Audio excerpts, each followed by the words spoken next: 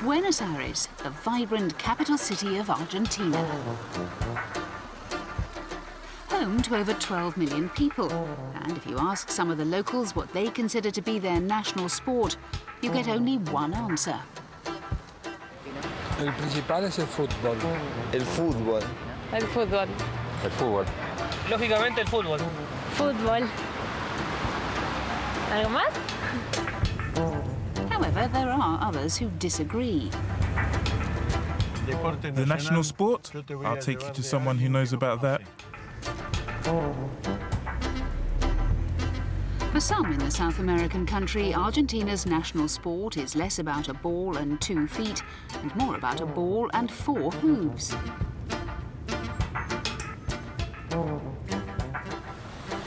And no, it's not polo. Hello, Transworld Sport. I'm Daniel Gabrielli, and I assure you that Argentina's national sport is Pato. What defines this sport as Argentinian is that, unlike imports such as football and polo, Pato can trace its origins back to the time of the Spanish conquest of South America in the 16th century.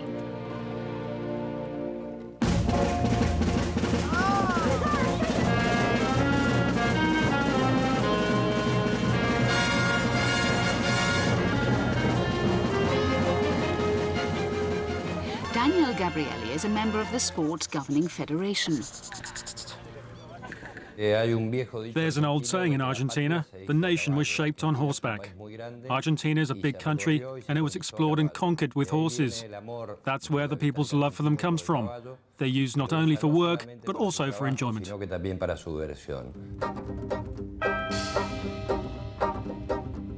get a good look at the sport itself, we headed out of the capital city. Our destination was the tranquil town of Chivilcoy, 160 kilometers from Buenos Aires. We'd been invited to El Fogón, a center for traditional activities such as Pato.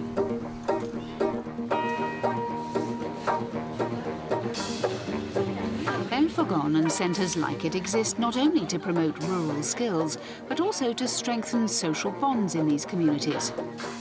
A common love of food plays a large part in this, as we discovered if anything can match an Argentinian's appetite for football, it's his or her appetite for meat, especially straight from a barbecue. That passion finds its biggest expression with a traditional asado con cuero, where an entire cow, still with its hide on, is slowly cooked for over 12 hours. When the meat is finally ready and served late at night, over 300 people will sample the beef. Each person will buy a ticket to the feast, which provides the centre with some useful income. With food taken care of, it's time to start preparing the horses. Pato is played between 2 teams of 4 riders over 6 8-minute periods. Riders typically use a different mount for each period. The sport's most prestigious event is the Argentinian Open Championship, which takes place in December. A rider may only hold on to his mount using the stirrups and reins. To prevent any chance of a player using the mane for this purpose, it's shaved off before the game.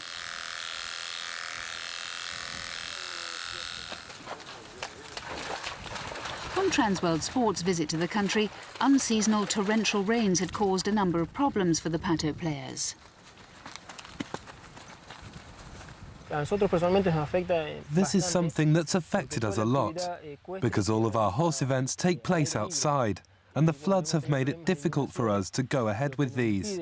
The Pato pitches have been unplayable because the mud has been very slippery, and you can't play in those conditions. You know, it's just been one problem after another.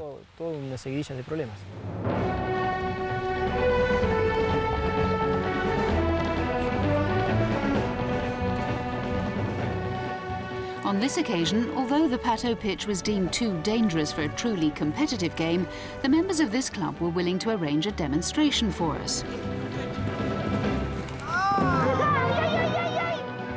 The equivalent of the coin toss involves members of each team trying to pick up the Pato. The team whose riders are most successful start the game.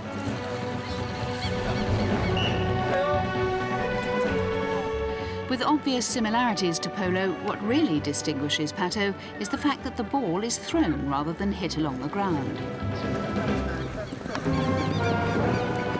The aim of the game is to throw the Pato into one of the two mounted rings at either end of the pitch, which scores 1 point.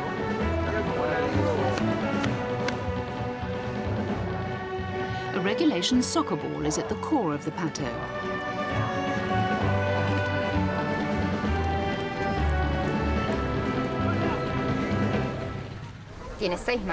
It has 6 handles, and using one of those, you've always got to hold it with your right hand, always making it available, never hiding it unless there's no one coming from behind. But if someone comes, you've got to offer it. You can catch it with the left hand, but it's got to go immediately to the right, and that's the hand you must use to pass it. When an opposing player is able to grasp the ball by one of its leather handles, a tussle begins. If the riders are still locked together after 10 seconds, the referee stops play and possession is granted to the challenger.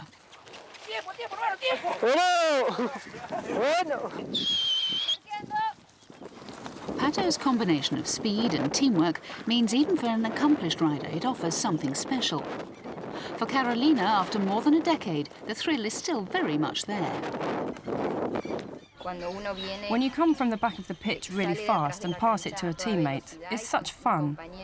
Looking around for your teammate, then you're pursuing it between yourselves, then you reach the ring and score a goal. It's great.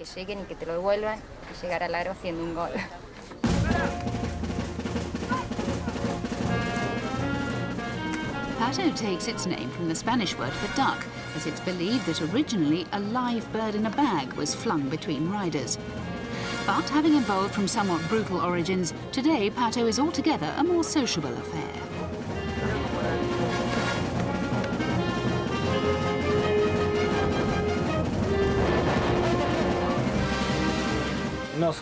A day of Pato is not just about playing, it's also about the barbecue afterwards with your friends and everyone else at the equestrian centre, and a bit of drink as well.